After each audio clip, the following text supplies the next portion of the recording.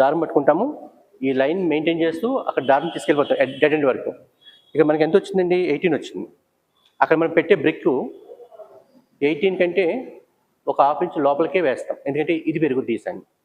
అంటే స్కటింగ్ ఉంది కదా, స్కటింగ్ మనకి ఒక హాఫ్ ఇంచ్ 1 ఇంచ్ ఉంది.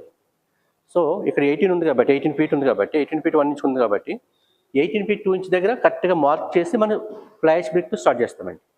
అది వాల్ గడేస్తాం. అట్లీస్ట్ రెమెడీ అయితే 4 ఫీట్ వాల్ సరిపోతుంది, ఈ మాత్రం హైట్ వాల్ సరిపోతుంది.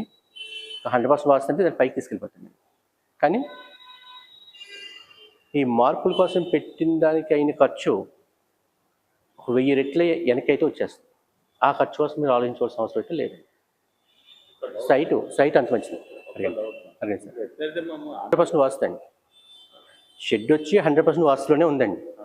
లోపల మరి వీళ్ళు ఇంటీరియర్ చేసినప్పుడు ఇది ఒక 1 ఫీట్ ముందుకు లాగారు, అంటే షీట్ అయితే అలా ఉంది.